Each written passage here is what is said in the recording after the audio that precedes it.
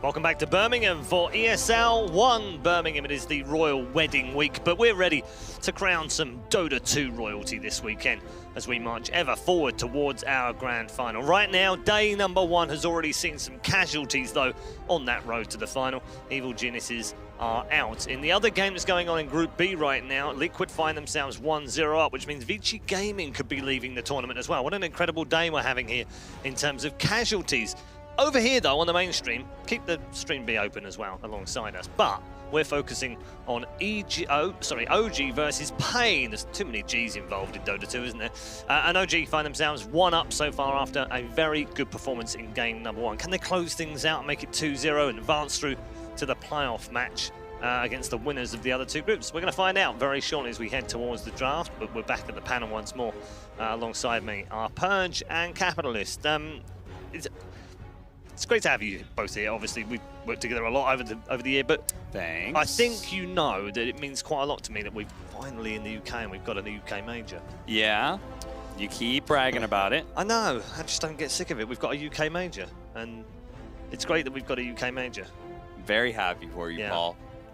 So you guys, you're spoiled. You have TI and you have all these other majors like Boston and all around. Oh, yeah, you mean the international, the largest money tournament is in my backyard in Seattle, where I grew up? Yeah, exactly. Yeah, you drive to TI for crazy. See, I drove to this event. I was very happy that I could finally drive to an event. It was awesome. Might be the last time.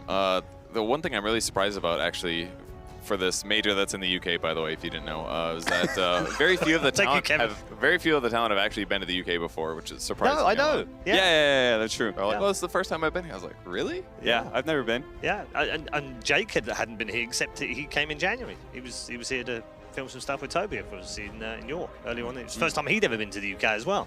Yeah, and he said when he was driving along, he was just going through the green fields. He couldn't believe how green it was.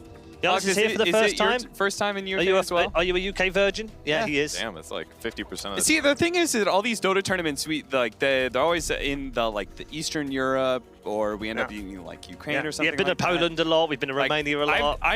I lived in Germany for 3 years. I've never been to the western part of Europe, right? Spain, Greece, those are Italy. Those are foreign to me. I've never seen any. Some slight American geography issues going on aside, but I understand what you said. Greece is south of Germany, but that's fine.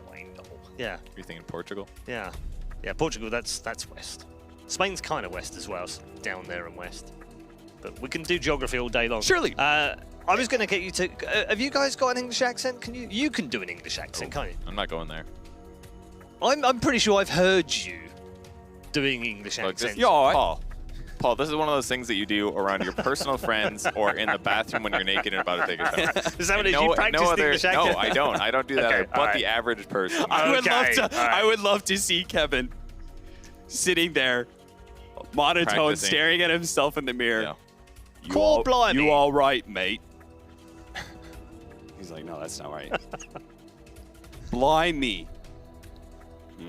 Can't quite get it. Yep. I won't do that on panel. There's no way. That was good, though. That was an impression of Kevin doing an impression of an English person. Yeah, that's about as close as I can get. It's not bad. It's not bad. Thank you. We should get into our picks and bans, though. It is game number 2's draft is upon us, and we can get into the serious stuff now of this particular game. It was a very impressive first game from OG, and it followed that first game of the day. So presumably more of the same, please, as far as OG are concerned. Yeah, if you look back at their drafts, the early one today, they also had the last track, but they had this really good catch mechanism in the Night Stalker, and then a little bit of catch in Teamfight in the Void. But before that at MDL, Night Stalker, Bat Rider, Wyvern, even an Ember Spirit, right? Before that, Clockwork, Disruptor, even a Dragon Knight. Before that, even you had Kunkas and Tuss and Wyverns, like. Catch mechanism is really important for OG. I think in part of the style that we were talking about, how they're not really propping one person up so much to be the leader on the farm, right? They're just trying to rotate around so much. It's a very unique style that I think is catching some teams off guard. And I'm not sure like if it's supposed to succeed. Like when I'm watching it, I'm just like, because these rotations, you'll watch it, and it looks very inefficient when they rotate 4 heroes from the bottom half of the map to the top half of the map to be able to kill one core and also use a smoke at the time. Like maybe they kill a core for it, but again, the thing is that they established such fast map control by being able to have this lane shove, and then having such good either scouting heroes or pick off, and you can see already the Night Stalker again going to be banned by PaiN. Yeah, I'm intrigued to see whether this figures out your theory on this double catch system, whether it actually plays out through the draft, because we've struggled over the last few months to identify what is their style. They haven't really had a style. I think the Has was very vocal about the fact they don't really have a style. Sometimes they'll play 4 protects 1. Sometimes you know what? When I was thinking about it the backstage, and I was just kind of like talking to Nahaz, he said exactly that. I was like, I'm trying to figure out whether or not the style from OG is good. He's like, they don't have a style. Right. Yeah. I can hear him. I can hear Alan right now. I can hear him. He's trying to be on the trying panel, to argue with me on the panel. When he's not. He's on the panel when he's not on the panel. He's on the His spirit on the panel is always here. He's always here. Well, you can see some more evidence of that from the bans I had last game. They banned Bounty Hunter, which is going to spot rotations. Yeah. TA is difficult to gank.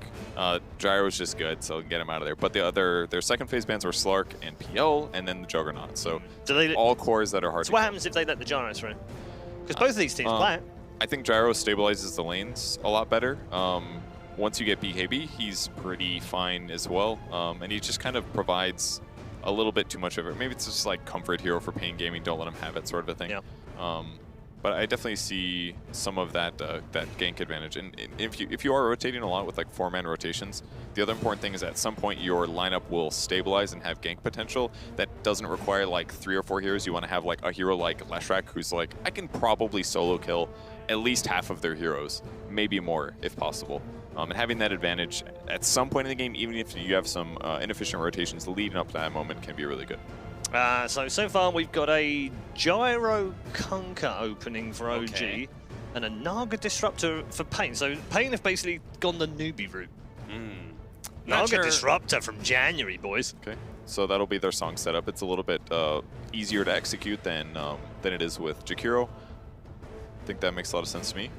The Kunkka is something that OG has been picking heavily in the last, during MDL at least, for no-tail mid. So they just won 2 cores, right? Because they have never run support Kunkka. Am I wrong on that? Anybody want to correct me? I don't think anybody's playing support right now. I think they've always run core Kunkka. So they just straight up won 2 cores like that. Indeed. That's kind of interesting. And the bans are... But again, I think Kunkka as a core, I think, does work for them. Again, because of that catch mechanism, because of the fact that I think it does all right for them when it comes to the laning phase, and it gives you this nice big team fight. Kunkka is such a value hero when you have some of these squishier team fight heroes like Luna, like Gyrocopter, because of the Coco's Rum. It's just made very good. It's really shown its strength. I mean, at GSC, it looked like the hero that lost EG at the tournament, but now it's been so popular in terms of lane stabilization and then also getting kills that... Yeah, just look at it here. It's like... safe to pick. It's hard to be able to disengage with the Naga Siren Sleep. And I think that's part of what PaiN were hoping to be able to do with the Naga Siren in that last game, was be able to disengage from some of the OG rotations, right? If you make that kind of heavy 3 or 4-man rotation, you just run into a sleep and don't catch anything, that's going to feel very, very bad for you. You're going to lose a lot of ground in the economy war. And then on top of that, it's a straight up counter to the Disruptor, right? You try and glimpse somebody back, you just X that person, you pull them right back after the glimpse. That's why it justifies the cores in the first phase. Slark is going to be effective against that a bit, just because he can Dark Pact off some of the disables, but you're damage heavy. X marks the spot cannot be dispelled, even if the disables can, so there's some mind games you can play around it. And the Kunkka also allows them, if Naga's trying to escape with a song, for example, you just put the X on her and she has to start TPing like after 4 seconds or something like that. Or I think your torrent range, it might even be able to catch her TPing outside of the sleep range on the early levels as well. So the Kunkka pick, they don't have the matchups, but it just works really well against the enemy lineup so far. It's also the commonly picked counter against the Gyro, so it was kind of nice to stop that happening, I guess. Kunkka against Gyro? Yeah. I've seen a lot of teams picking Kunkka up against Gyro. I guess that kind of makes sense. Gyro's very fast, very good mobile, and runs around dealing a lot of damage. If you just guarantee, I'm going to get a torrent and a boat on you, and you get some follow-up there within like the 2 seconds it takes to do the combo, then you can just burst him down before he gets BKB. Yeah, I think the Coco's Rum was a big advantage when Secret were first picking it up for mid one against these Gyrocopters, and like just being able to survive through the Gyrocopters burst, I think, was another tool that the Kunk was very good at. And then just like heavy physical damage. Anytime you can lay that into a gyrocopter, any of these BKB cores, right? Gyrocopter, Luna, these heroes are very much threatened by heroes like the big burst of damage from Kunk or Juggernaut on the Slash. I love these keyboards, by the way. The bright pink keyboard. There's a pink mouse as well, alongside. That's good. I'm glad you like it, Paul. I don't know how to play off of that. I'll be honest with you. You will never. I don't know what kind of jokes to make that aren't offensive. Have I finally not done any linking here? Have I just left some dead air? You know, if his keyboard falls out of his suitcase when he travels, yeah, there's going to be no confusion when it comes out of the belt. It's Excuse like, that me, one's sir. definitely my keyboard. Excuse me, sir. You've dropped your keyboard. Yeah. It's like nobody else's keyboard fell out of their bag. That one's mine. Yeah. So, what is this man going to be playing in this game? We've got a Gyro, a Kunker, and a Lion for OG. Yeah, good. I'm glad they picked the Lion versus the Slark. Oh yeah, the Hex solution. Yeah. Lion versus Slark is actually pretty straightforward right now. It's really not. It's kind of painful playing Slark against it. You kind of have to use your ultimate instantly, but as long as you fit in a BKB relatively fast after the Shadow Blade, it can be okay. But as long as you initiate or counter-initiate on the Slark before he gets his ult off, he's instantly hexed, and if you can follow it up with another disable, it's a dead hero. Especially with Kunkka, they have tons of disable. Ooh. The swashbuckler is in town as far as PaiN Gaming is concerned. I like this. I look at Pango in terms of team fighting kind of similar to what Brew does, which is basically like you can't kill me, but I'm going to mess with you during the team fight ultimate. Like, you just pop the ulti, you run in the backline. So, whereas OG wants to take a fight, they want to X a hero, they want to set things up, and they want to all run at the same time. If Pango's just hitting the backline, you're going to have team fight disruption, and that could help keep that one hero alive. Yeah, I think that if you have like the Ice build, it really enables your team fight because of all of like the mech Greaves, like Vanguard, like those kind of items that you get for your team. Very helpful. That being said, I don't think Pango's particularly good against early BKB cores, just because they ignore that entire team fight mechanism that you're trying to employ. And if anything, you're rolling yourself close to the danger zone that is Gyrocopter. You could just like flat cannon off you, lay a lot of magic damage into you. And this is kind of like combining with their other heroes so far. The Disruptor, BKB weak. If they do a song into Disruptor ulti, if BKBs get popped, it doesn't matter. Until they get like Naga or Disruptor Aghanims, this could be a routine thing where PaiN just has BKB troubles. You definitely need to be able to secure Pangalier's lane. If this is going to be 3 position, I guess there's a slight chance they could swap Naga and Pango in that regard, but this is PaiN, so they're probably going to be running at a 3. You really have to secure this hero's laning phase because he has such garbage stats. He's got like the 3rd worst stats of all heroes. Yeah. I mean, against like an Elder Titan, he's not going to have a good time. His trading will be terrible there. Yeah, it definitely doesn't look very good. Like Elder Titan plus Gyrocopter, that's a tough lane. PaiN just has too many squishy heroes right now. Like, outside of Pango ulti, I just feel like they can't stop their opponents from running at them very well, other than, like, Song. So it just feels like OG's duel lanes are just going to be so much stronger. Like, all of their heroes are so much more beefy. Yeah, every single one. So much more damage. Yeah. Like, some of PaiN's matchups are looking okay, but I felt like they needed, like, a Tide Hunter or something there instead of Pangolier. But... And now it seems like what do you need as your last pick here for PaiN to really change things? Like Dragon Knight is still out there or something like that, but it's going to be like, I feel like there's a lot of problems to be solved in this draft, and I'm not sure if any one hero is going to be able to fix all of them. Is there something spicy coming out for PaiN? Maybe there's something that matches up really well against the Kunkka that has value here. Invoker? Ooh, Invoker and Slark on the same team. I don't know. They need something that's damage. They're weak on damage right now. Yeah. Something that can help Slark get kills or gank would be kind of nice. It's definitely not planned. You can see a lot of discussion on that PaiN Gaming team, so this isn't something they're planning towards. Meanwhile, OG, I'm very comfortable with, they don't have like a dramatic amount of lane shove right now. Neither one of those supports give them a ton of it. Puck gives you a decent amount, strong initiation as well to be able to follow up. And I love whenever you have a lineup, when you grab a puck, I think you always want to make sure you have this overwhelming sense of team fight that forces the enemy team to break the coil or sit there and die. And in this situation, you do have the boat's going to be laid out as well as the gyrocopter ult. Earth Splitter, dude. Yeah, Earth Splitter as well. Like, there's a lot of reasons to try and break that coil and get out the hell out of the way of the OG freight train that's running at you. I can tell you as well, since 7-1-2, OG have played Gyrocopter 4 times, won all 4 games. They've played Conquer 4 times in 4 different games, won all 4 as well. So 100% record on 2 of the heroes that they picked at the opening. Their lineup looks so good right now. It's all synergistic. They've got tons of disables. They've got the run at you at advantage, and PaiN's going to go for the DP. Okay, so that's more standard than we were thinking. Maybe we were thinking a little bit outside the box, but they've gone for a standard Death Prophet to finish off their draft as we head to game number 2. Kevin, what do you make of those 2 drafts? I think the DP's a decent solution. I don't think it solves all their problems, but it is a hero that can like stand in the front, do lots of damage, silence heroes as they run in to prevent hopefully the run at you and make it less effective. So I think it might help, but I think DP is just going to fall apart here. You've got Elder Titan Lion that could blow you up. You're going to have, like, you're going to need a really good time Yule Scepter because you're going to have this Kunkka combo that's going to threaten you. Gyrocopter is going to run at you as well. Like, you're going to need this Yule's BKB online pretty fast. And the way OG played from that last game, I don't think you're going to have the space. Yeah, it's going to be a tough match ahead. Let's bring in our commentary team. They're all ready for game number 2. Gents, that looks like a really good draft for OG. Yeah, it's as you guys sort of said in the panel, there's a lot of synergy here. It's a lot of damage. I'm looking at a lot of spells that can be thrown. We've got puck orbs, we got ET spells. There's just a lot of lockdown, a lot of overall. PaiN's, it's a little bit different. They've got the combo with the Naga Disruptor and then Pango for their ultimates to keep people inside of them, and then there's the Death Prophet for the damage to provide.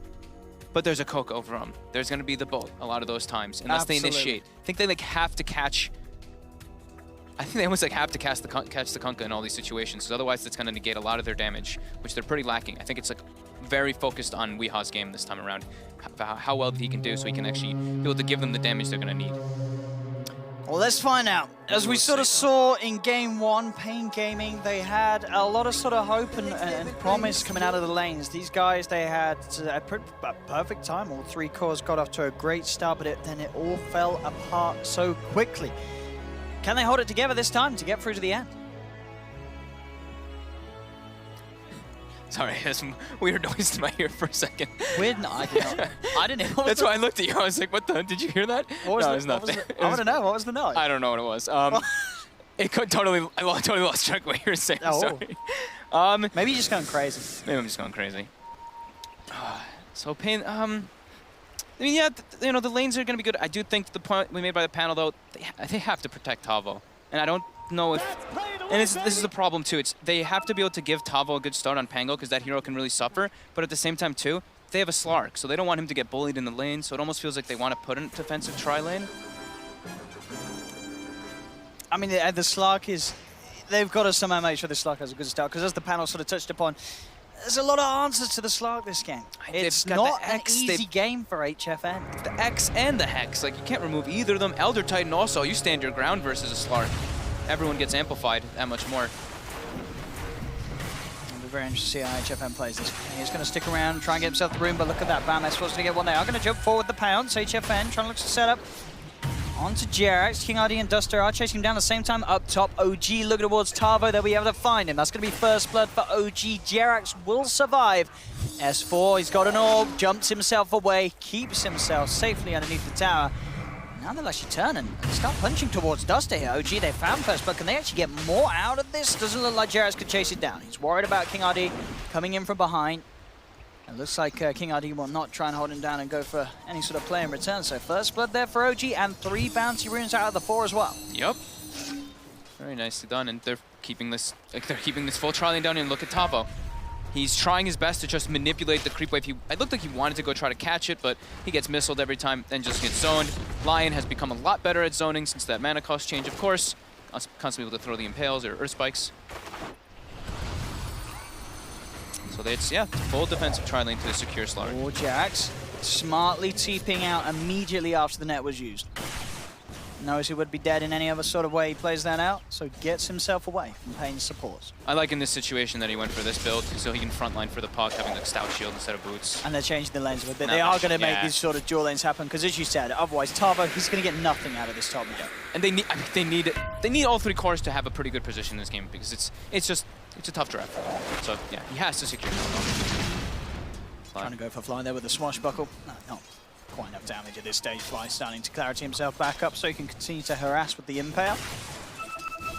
I'm going to be glancing a lot at the mid matchup. We're probably going to see a lot of denies coming up from Noto. I've seen this matchup quite a lot, actually, and you'd think that Death Prophet like, kind of... Kunkka does very well, doesn't it? Kunkka does well versus everybody. I mean, denies. It really is. Yeah. And XP is so much, I mean, we've seen it time and time again, how mid lanes can just end up... You get sort of simple, like 10 denies ahead, bam, you'll be a full level ahead of your opponent. Yeah, precisely. We're seeing so far, 7 for 7. He's getting those denies, Noto. There's a lot of creeps down bottom. Jarek's getting tons of damage from that one, kind of preventing HFN to walk up too much. Pretty much has a double damage constantly because of this.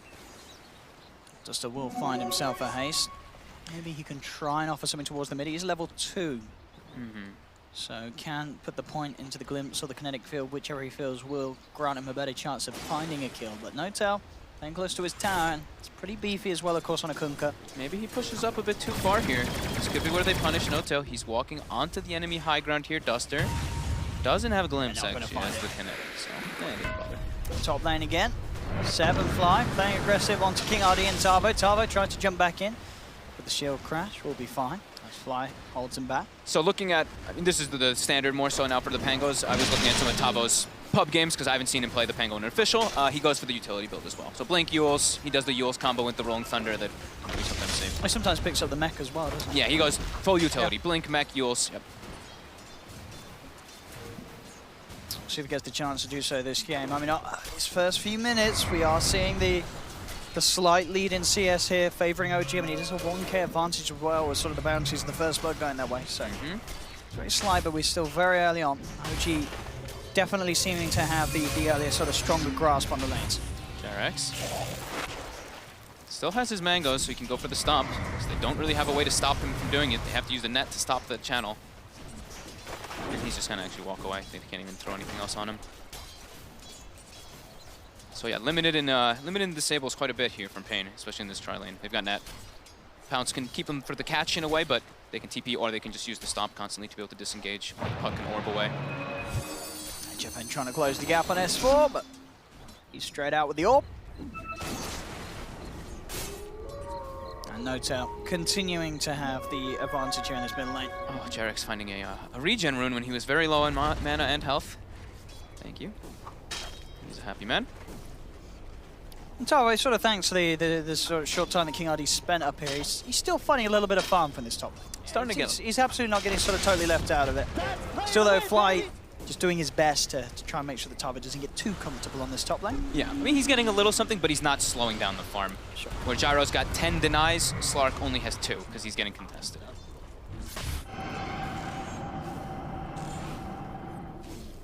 Mid lane.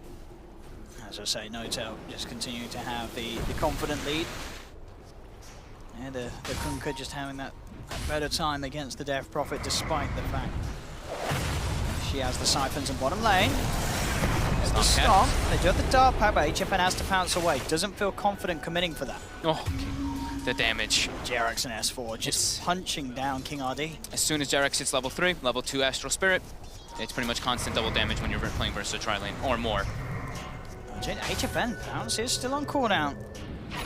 They will back away, and of course one of the downsides is sort of the fact that this double-edged sword, you sort of have to have the supports protecting you, but it's going to be slow levels for the Slark. You're not going to get that Shadow Dance at any sort of quick pace. So it's going to be a lot of time. Sort of the more time the support spend there early is going to mean the more time they had to spend overall with the Slark. And if they are running tri-lane too, that's where Elder Titan kind of thrives, right? He gets the higher level Spirit, puts it on 3 people, plus 90 damage. Bam.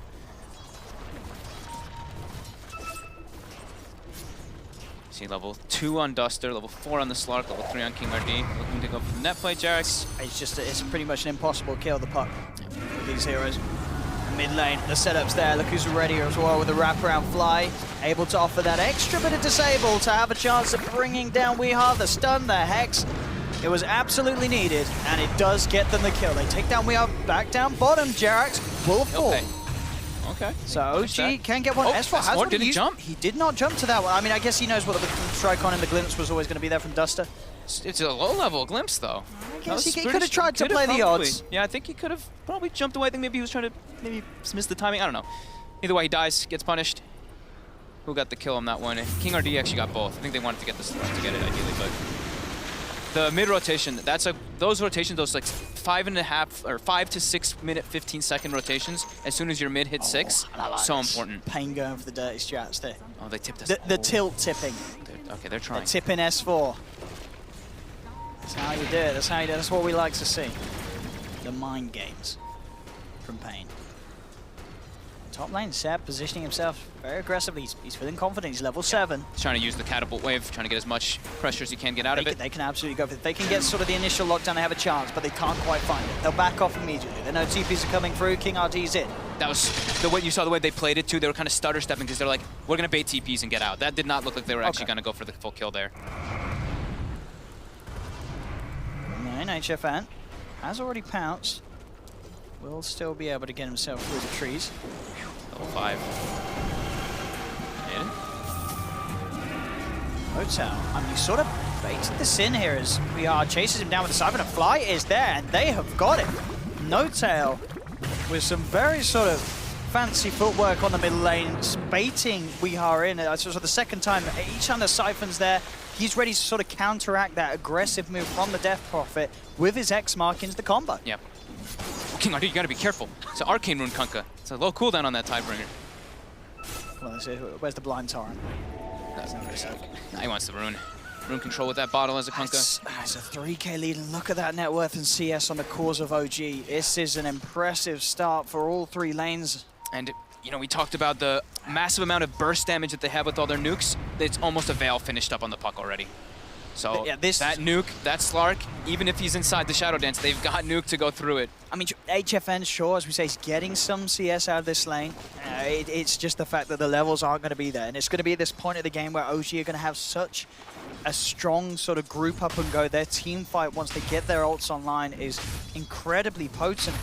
I mean, look, they're just... How do you stop it? But you've got the song once the Naga Siren hits 6, but until that point, it's very sort of hard to get your team out of there. I think you leave the Slark, you go play around your Death Prophet, you go play around your Pango when they've got their ultimate. You try to make plays with your 2 supports around those 2, because HFN, he's not strong right now. You playing around him, you're gonna probably gonna suffer more because you're playing into like the strongest, this Puck. Yeah, who has you're not gonna get kills. Puck is Veil. Yeah, like that's 9 minutes in. You can get turned on too easily. So.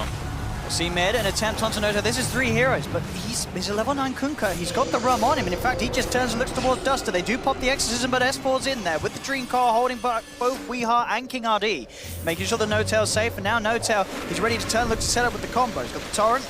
Isn't going to be enough damage, of course, onto Weeha, but still, No-Tail keeping himself alive despite PaiN Gaming coming in with that 3-man play. Yeah. Can't quite die. He's dying pretty deep. He is relying on the Exorcism to sort of heal him up, but it's not going to be there in time. We are. That was a painful play to make. I see you did there. PaiN. Oh, yeah. Very nice. Bottom lane. Dark Pact is not actually going to be timed, so HFN will not be able to continue with the game. That was their first That was a Exorcism. very frustrating looking play from Weeha. You could sort of tell, you could sort of feel the tension there as he was desperate to make something happen, but it just didn't work out at all. No. He knew that S4 was there. Yeah, it was just a quick response. I mean, S4 getting that TP, perfect timing, being able to make the way their mid, and the Coco's Rum. We talked about it. They were ready. Yeah. PaiN's lineup, they lack damage. They really need Exorcism to have damage in this game. And he's going to be countered. Level 10 on No-Tail. With the way that he was able to play that lane, it's absolutely one of those heroes that we're seeing just teams realize the power of putting the Kunkka in the mid. These sort of mid laners that you're against that should win their lane, they just don't because of the power of the denies. You get this huge experience advantage. And with a +1, as we saw some very sweet rotations from Flying the Lion earlier, they were just able to keep Weeha behind. Yeah, I mean, there's so much damage, right? Like, Tidebringer plus Boat is... And look, talking about Fly, look where he is, down bottom, comes in, he joins forces with S4 and he kills off HFN. Honestly, Fly's movements on the line have been very, very nice. Yeah, and now he's 6, so with that gank happening, level 6, they can do it again right afterwards. With the finger, the Slark could just die right away, or they could look for Death Prophet. don't know what you do if you're PaiN Gaming. You've got to somehow rectify this laning stage. It's 11 minutes in, you're at a 6k gold deficit. They are trying to group up top and make something happen, but The Disruptor's level 3. it's hard to get things done. Yeah, these level 6s on your supports, which are absolutely crucial against the cause of OG, if you want to have a chance of killing them, are just not going to be there for quite some time. I think it's like you play around Exorcism and Pango ulti for now, and that is like the only way that you can take fights. You cannot take an even-numbered fight. You have to outnumber OG pretty And look much. at this mid lane, they're setting up. OG are here, ready for the response from PaiN. Tarbo tries to move and he has got the ultimate. Hotel tries to go in with the bow himself. He is getting surrounded here. Tarbo actually getting sort of trapped up as he bounces between the cliffs. He'll come back across, looking towards Jerax with the shield crash and the swashbuckle. Can they quite finish off a kill here? Jerax keeps himself some time with the stick, but he'll still fall. Oh, the finger! In response, that gets caught out. No-Tail's there with the control with the X mark. Sure, OG will lose one. But they No-Tail get wants the more. bigger kill. He's diving in deep here. He is underneath the tower. Fly's coming over to help him. No-Tail playing incredibly aggressive, and he probably will die for this, and he certainly does. That was a little bit over-aggressive, And now but Fly, from behind. he may just die as well. Oh, are they getting punished here? Oh, you're a little too deep. It's okay, so That's- OG showed us that they themselves can make some mistakes. It's a lot of experience gained is the big thing there for this Disruptor in particular, level 6 now. I mean, No-Tail just charged straight in. That was that overzealous, for sure. He wanted some action. He got it. He dies. And, I mean, he was doing pretty well. That's a nice bit of golden XP. I mean, yeah, the gold swings about 2k. I'd say the experience is going to be a lot more than that, though. Still, and they get a tower tonight, too. So, they do. okay. They do. Level 6 on Disruptor now. Now they can start to play around different ultimates. They're even looking at No-Tail here. Here we go. The chase down. They've got the glimpse. The Static Storm Fly's going to come over as well as S4 with the Dream Card to try and help out No-Tail, but No-Tail will fall. They've lost No-Tail. They will get the return play onto Weeha. Missile connects onto Tarvo. King RD goes for the sleep TP out. Buys time for Tarvo to swashbuckle up to the high ground. Another 1-for-1 trade between No-Tail and Weeha.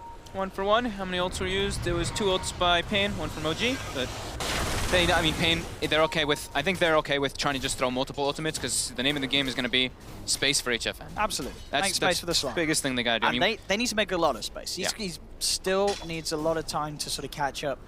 He's 2k behind Seb's Jar at the moment on HFN slot.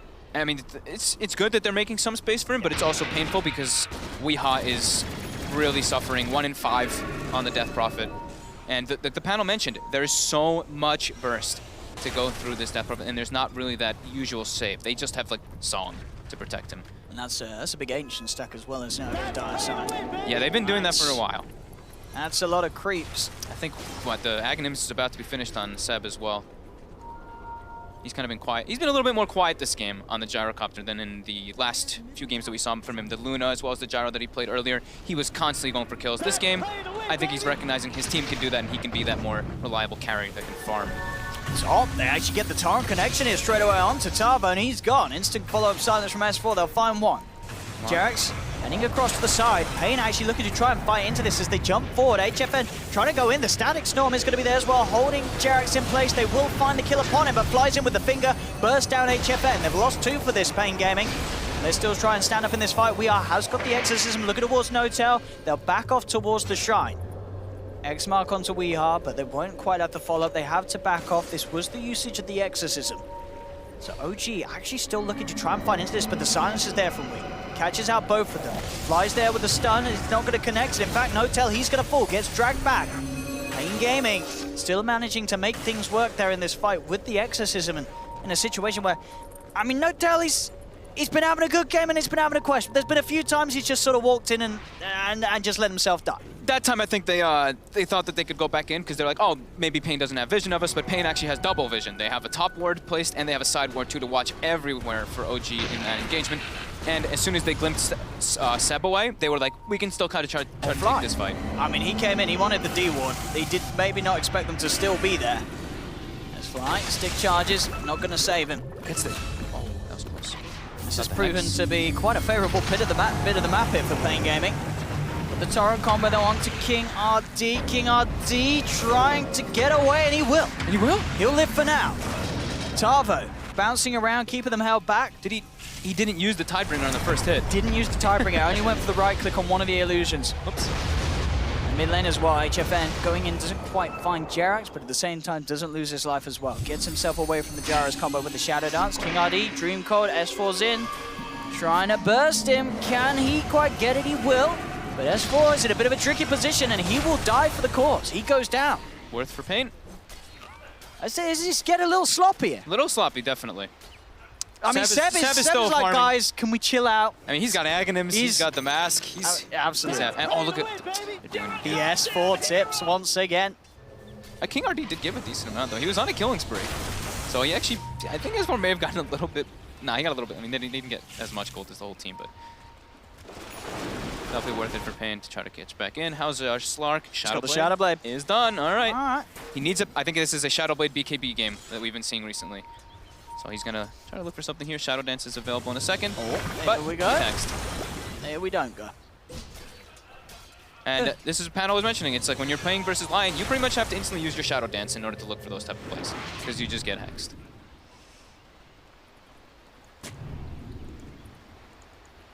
How's Wee doing? Does he have the Yules finished? Does have the Yules finished on the Death Prophet now. So has his own way to protect himself, or herself, and the level 2 Exorcism as well. So more damage coming in. They've got the Shadow Blade 2 on the Slark. So this is a decent timing. This could be where PaiN try to look for an engagement here. They've got pretty much everything. They just need mana on. It really is silly. I mean, it's how much can he get done with the Shadow Blade, as you say. It's before the BKB. If there's any sort of chance that flies around, you have to preemptively use the Shadow Dance. Otherwise, you will just get combo down, especially because there's a puck follow-up. You know, S4's in the game with a Veil, and he's playing around with Tavo. Tavo does still have the rollout.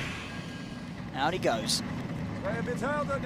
Oh, I love it. Tavo. That's a good one. With the leveled up voice lines. And the farm continues. Seb, you know, he honestly, this is the coach saying, boys, can we... I mean, he Buy knows me he time, needs, boys. He knows he needs the BKB, like we're saying, even though they're ahead. Tavo. You get the glimpse? DD, they do. There's the Static Storm. It's going to be Notel in a bit of trouble here. He's going to get taken down once again. In return, they get the finger play onto Nagasone. That's one. Splitter comes through onto Weeha. They'll surround him as Jerax punched him down. Seb gets the slow with the cooldown. He's got the self-heals and the Siphon healing him back up. Is it enough? The glimpse peeling Seb away from Weeha, but still Jerax fly and Seb will be able to close back the gap, take down the Death Prophet. S4 is also jumping, chasing down more on the sides as he finds Duster. So OG able to get the flow back, get themselves that favorable trade. Yep, they lose Notel again, though. That's a lot. That's a lot of times. Notel's down a fair few. I mean, he had such a great start in the lane. He was getting the good combos, but these fights, it's... I mean, he's been going down with the ship, each and every one. That was something right there. That was some fun right there, man. There we go. Talking about, well, actually not talking about the Kunkka. We're not getting the, we get the Jara versus Slice. So the Seb versus HFN. Look at the farm there. Neutrals and Ancients. That's the power of the Gyrocopter. 3.5k from those instead of 1,200. And he's gonna have the BKB before PaiN has actually had a chance to set up Naga Sleep into Disruptor ulti onto him at least. So that'll be able to nullify that combo. PaiN though, they are looking to make a play here. Static Storm is available in 10 seconds. And Notel, is it gonna be him again? Oh, not Notel again. Have some mercy for the poor old Admiral. And he's dead. Well, they're finding some kills. They're slowing down the pace. It's pretty much been stuck at that 6 to 7k gold lead for quite a while for OG, as well as the experience. Jerax now putting some deep wards to try to watch for those rotations and watch for those smokes so they don't get caught out when they're pushing out the side lanes. But it does feel like OG are... They're still like okay when they give those kills up. They're just like, just get farmed. Oh, look at this. The homing missile comes off the dart pack, but it's... They tried for it. They don't quite have enough at the same time. Look at this. Seb gets caught out. PaiN Gaming managing to catch the side of OG. Split up Tavo with a big old rolling between the two of them, setting up for the double. That's a massive kill. Look at his gold. Look how much gold he's got now. Taking down Seb. He just gets pushed up to 3,500. For a two-hero pickoff. He's got the blink now. Now they've got better ways to start the fight, not having to so much rely. This is... I don't know. OG's slipping up a little bit. They had a phenomenal start this game, OG, but... Yeah, I mean... It's just not coming together pretty much sort of as we expected with the draft that they have. Yeah. PaiN Gaming are being allowed to sort of come up top, and you can't mess around against PaiN. PaiN, they have certainly shown their strengths. HFN's getting the time to catch back up on this slug. He's now got the Echo Saber complete. They've got to be careful, OG. They most certainly do. I think maybe we'll see them be a little bit more disciplined, because even on that point, Seb's been playing probably the most disciplined out of the team. Actually, a couple of them, but Seb's, as the carry, has been playing really disciplined. In that time, he was farming on the enemy agent side, right? So Got a bit greedy. got a bit greedy, got punished. Play to win, baby. Lucky.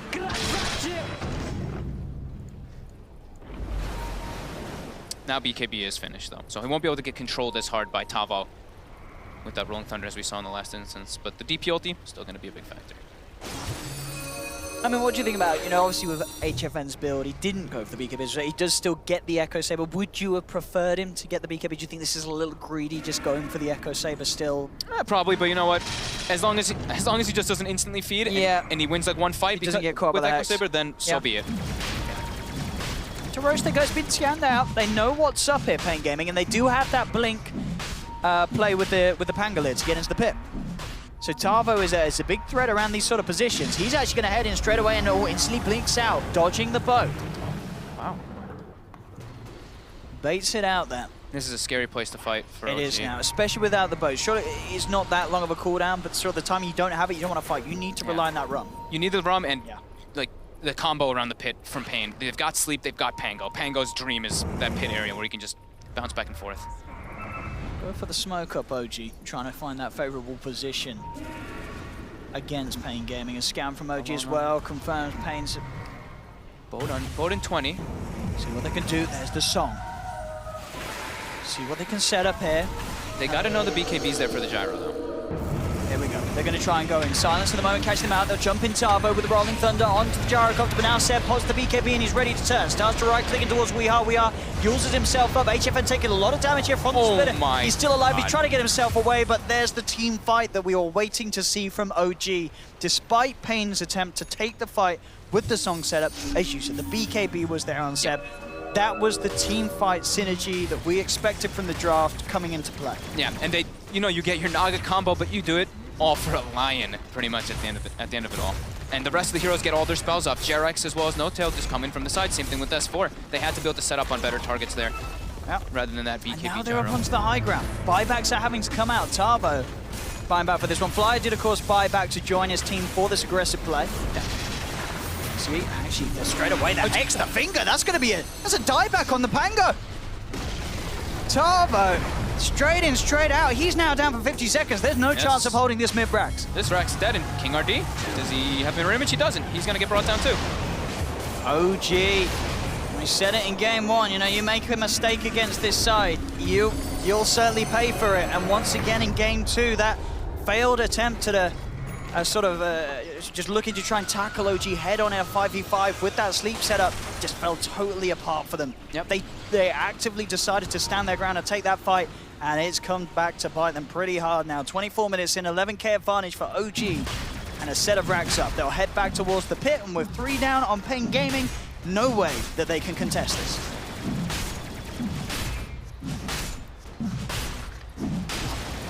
Now we see HFN, he has queued up the BKB.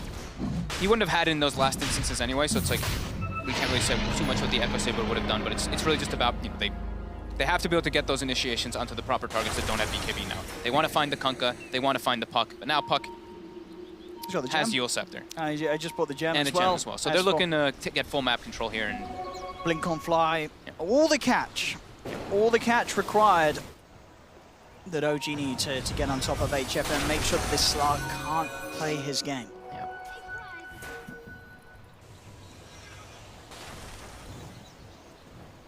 OG pressuring toward top. Seb going for that butterfly next, and then into that Satanic. It's a tough one now for PaiN. Once again, similar position that we saw them in game one. Now it's about, you know, the BKBs for both the Death Prophet as well as the Slark. I think Weeha has finished one, at least on the Death Prophet. But they're really going to need those two to be able to get into the fights following. So much magical damage on OG's lineup as we've been iterating over and over again.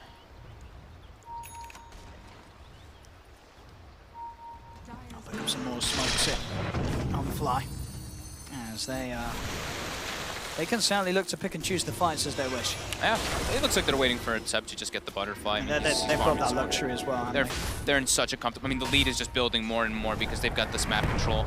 The gem, like you mentioned, from S4 is going to take out the slight vision that PaiN did too. Because yeah, the gyros just helps the farm at so much more of a faster pace than the Slark. You know, with the Slark, especially when you go for this sort of Shadowblade Echo Saber build, you are wanting to try and find pickoffs. You're not going to get pickoffs against this lineup of OG. No, it's he's really about his BKB. He needs it. Yeah. Just so desperate for them to take a fight. Tabo's going to have to get some pretty ideal situations where he can get the Rolling Thunder, try to control people, but it can be hard. Going for Crimson Guard next to try to reduce some of the damage coming out from that gyro, but it's everyone doing the damage. Seb, with this the stack complete, should pretty much be the butterfly. Dissembles is yeah, he literally just bought the Mask of Madness just to speed up that last little bit of farm. Bang bang, butterfly finish. There we go. And again, and it's go time for them. Another great game on a gyro today. 27 minutes in having a butterfly. Yeah. These gyros, these lunas. Gyros and lunas, they really are the heroes, as it seems. I mean, sure, Gyro has been for a while. I certainly feel like Luna's been the one that's on more of a rise. That is a hero that's been through patches recently where it's been forgotten, but now it's been buffed a couple times, so yeah. It's starting to get that attention again after getting that initial nerf earlier. So. Yeah, these are the cores you want on your teams. Looking for something here. Bit of a punch onto Tava. Just teasing him a little bit. Jarek's giving some vision here with the Spirit.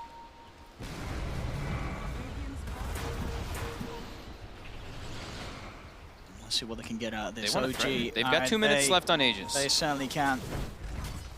HFN desperately pushing up top, and indeed, look at this. Straight into the base they go, OG. Yeah, he's dead for 34. He's gone. No disruptor for this defense. No combo. HFN, he's got to head back here somehow. But what can he do? He's a Slark against an incredibly strong 5-man at this stage of the game. It's not the place you want to be playing a Slark in. And he's still not ready. He's still shy of that BKB. And there we go. The buyback will come out from Duster. Can they do anything to stop this siege from OG? Seb just standing his ground at the front with the remainder of that Aegis time. Still just over a minute on it. You're going to see Notes out. X-Mark TP back to base. Picks up his BKB on the Kunkka. So no matter what happens, Notel will be able to always get the combat in these fights, and they just can't get them off the racks. OG get away with a full second set of barracks without any response from PaiN. So they just go up toward top with this creep wave? They've only got 50 seconds left on Aegis. Okay, we'll see. Gets glimpsed, but the counter. Even though Gyro gets glimpsed in, he gets X'd away from his teammate. Jarek's though, maybe will die. Nope. He's gonna live. Nope. Oh god, now Weehawk. He's popping the BKB. He's taking quite a bit of a punch here from Seb and Notel. He's got the Siphon keeping him alive, but with the BKB and Exorcism, he's really just having to keep his distance. They had the X-Mark combo onto King RD. Again, OG just picking and choosing whoever they want to kill on PaiN Gaming's lineup and having very much success with it each and every time as OG. I mean, today it's been a fantastic opening day for OG. Yeah, definitely. They look like they're making much cleaner moves. Yeah. It really does seem like those, when I see those type of like 6-minute rotations, I mean, Fly overall on this line, he's been making rotations all over the map. Those type of things, you can tell the team is feeling good, they're coordinating well, communicating well. Couple mistakes though, you know, couple deaths. Well, you know, Notel, we'll give him that one. He's had some solid games already today too. He's had some nice Brewmaster performances. Even the Kunkka, he was doing great, but a couple deaths he probably didn't need to get. Oh, and King RD. Oh no, what? He's going for the Meteor Hammer, but he doesn't have the Aquila. He doesn't have the Aquila. He doesn't know. He doesn't know. He doesn't have the Aquila. I mean, you can still do the combo, just not frame perfect. Well, you can't do it doing server tick perfect, I'm afraid. Oh, instant Hex, and that was the Slark, by the way. He's dead, 50 seconds. Yes. Duster. Now Duster's getting punched, and he's dead too. He's caught outside. Oh, no. They're looking to catch more. And they'll probably get it. The Dream Coil's down. S4 catches the both of them. Tava and Weehawk, they do have the magic immunity from the Rolling Thunder and the BKB respectively to get out. They survive. But OG, they're in. They're onto the tier 4s. They are. That certainly is playing a win. There you go. The voice line's coming out in full force here from OG. They're polite boys, though. Only the team chat. No all chats there. No all chatting here. And they are playing to win. Look at the way that they've been playing this game. Absolutely. Weehawk gets hit by the Torrent there, and Hex right away. X as well. Combo with this, the amount of control, CC. Quickly brought down. And there's GG Cool, ladies and gentlemen. OG taking the series against PaiN pretty smoothly as well. 2-0 here. Very much both games where as soon as OG were given the advantage, they just rode it to victory. There was no sort of messing up from them once they got that flow. Sure, we saw, you know, this is an OG victory. You know, Notel, he's going to have a bit of fun. He's going to play around. He's going to die in situations like what's going on. But, you know, Notel, he's smart. He's playing 5D backgammon or something, you know, this sort of next level game that no one understands. It works out at the end of the day. Yep. OG, a beautiful day for them. Yeah, no, 3 straight wins. Upwards they go. They are going to be, of course, in the running to play in sort of that best of 1 rounds to get into the upper bracket at the main stage. Very crisp. I like their drafts that I've been seeing a lot more than what I was seeing from when we first saw them bring in Seb, right? When we cast them at DAC, we're like, oh, Seb likes to play Magnus. They started picking it, but this time now we see the synergy and stuff. We see that they're trying to place, and they're changing the priorities of lane. So they've come a long way from the mid Aghanim's first Magnus. I don't think we're seeing that again from OG. OG has certainly worked out what seems to be working for them, as today has been a clean sweep for them here as they move onwards towards the top on this first day of the ESL Birmingham Major. Over to you, Paul.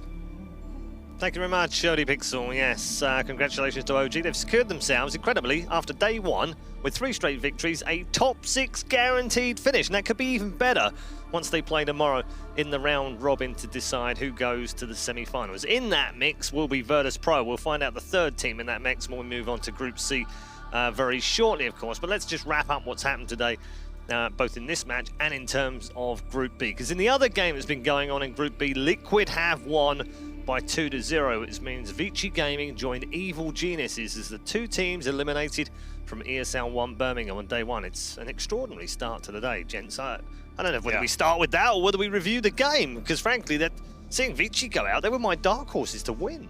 Yeah, it was very surprising. Vici Gaming have just kind of like, maybe they haven't solidified themselves as first place of anything, but hey, they've been like finalists in so many times, and they just looked pretty solid. Like, I wasn't the biggest fan of like their very conservative approach. Me too. Their play style is a bit like, but they played well. That's the key point, isn't it? And they've got great players and everything, so it's just surprising that they had to go out, but you know, facing against Liquid in an elimination like that, it's tough. Gotta feel bad. Tough. So what it does mean, of course, Kevin, is that Liquid will now play PaiN for the playoff place to make it through to the quarterfinals. OG, that's another impressive thing. I'm almost tired of saying it. We could replay what I said after game 1. We could replay after what I said game 2. But they just look good at the moment. Yeah, they did. I'm not really seeing any weaknesses in their players. Yeah. Seb's looking like a super normal hard carry. He's farming well. He's playing well in team fights.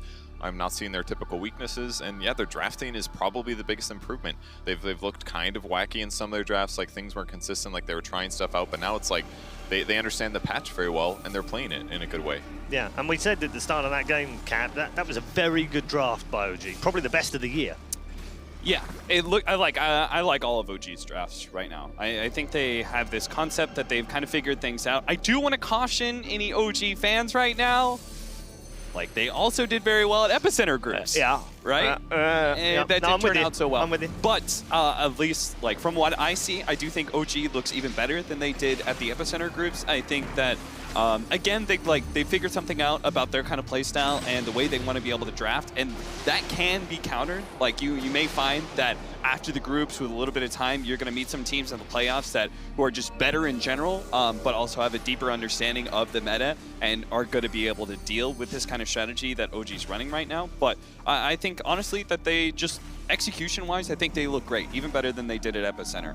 Epicenter, I think they won through drafting a lot of the way in their group stage. What do you make, gents, of PaiN Gaming in this series? Hard to assess them too much because they have been outplayed, haven't they? Yeah, I think outplay is outdrafted at least is the more obvious thing. They kept trying to make this like Naga plus other setup thing work. Maybe thinking like our opponents are better than us.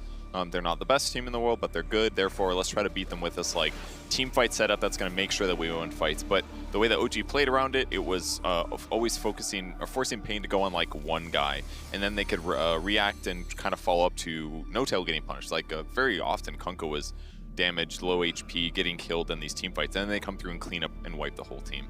So they never really got to they never got that big wombo combo team fight that would have been a team fight win that pushes them into an advantage. They never got bounty hunters, so that any of their even trades ended up going heavily in their favor. So tough for them, but they're looking okay. Maybe they have a shot tomorrow. Yeah, they've already beaten Liquid in one game. Let's see if we can get past them in the next game, because they'll have to face them tomorrow. But before we get there, why don't we hear from No Tail, who's with Sir Action Slacks right now. Hey, thank you so much, Red Eye. That is correct. I'm here with No Tail. No Tail, how we doing, buddy? Pretty good for day one, yeah. You hear that out there? The sound of 1,000 fanboys screaming in joy. That was a good OG. That's an OG a lot of people have been waiting to see. You guys are coming out really strong. What's going on this tournament? Well, it is not that many games that we've played, so I'm not gonna go ahead and claim too much credit. Winning a best of one, like the format is very brutal, and then going into a best of three, like we had a good series, and feeling very good and happy about it. Okay, a lot of people, serious question, I don't usually do this to you, but a lot of these guys are automatically going to TI. You guys have to be in the trenches, you have to be fighting. Is this kind of motivating to you? Is this kind of depressing to you? Tell me what that kind of feels like. Well, it's always an intimidating feeling to have to go against the screen squad in the open qualifiers. I've been on the sideline for a lot of years just watching and watching the bloodbath. But yeah, I'm ready. Bring it on, screen. Very motivated, yeah. All right, sounds good. A lot of guys are saying that you guys feel like you're playing safe lately. Safe heroes, safe strats. Feel like you're playing safe? I would say that we're just trying to get a grip of things. Like most teams, I think this patch, I don't know if it comes out of safe. I feel like it's not that safe. All my games I just YOLO in, but maybe that's how it's perceived. I think it might just be a team that's trying to figure out what's good in this patch. Indeed. A man that YOLOs so hard when he's going crazy, it looks safe. All right, well, thank you very much, No Tail. We'll see you soon. Back to you guys over there, Red Eye.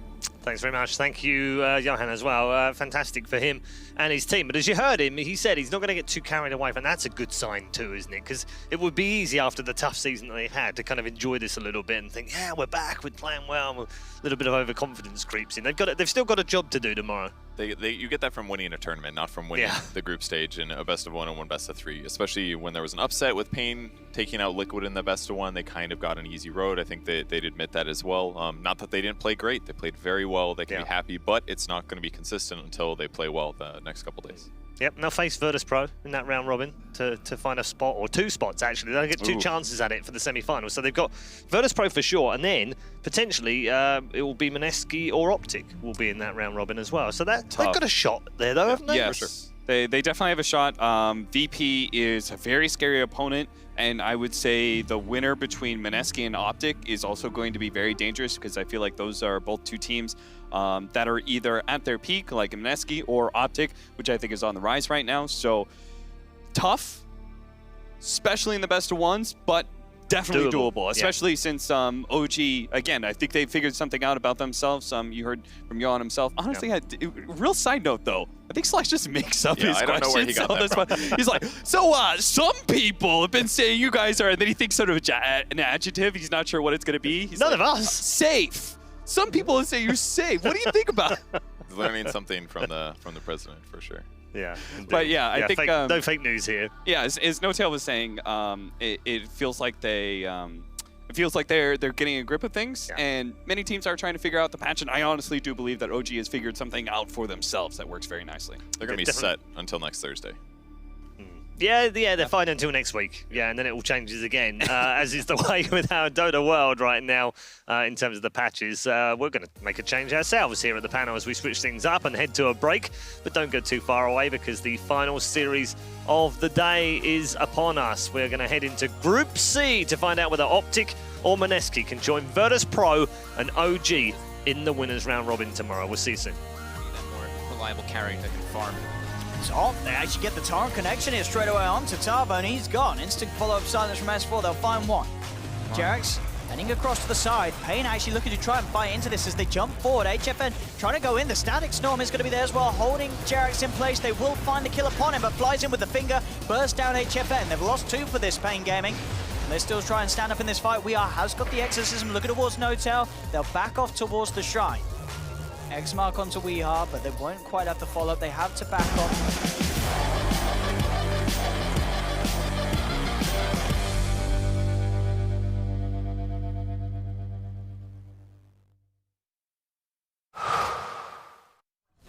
I want to get in there.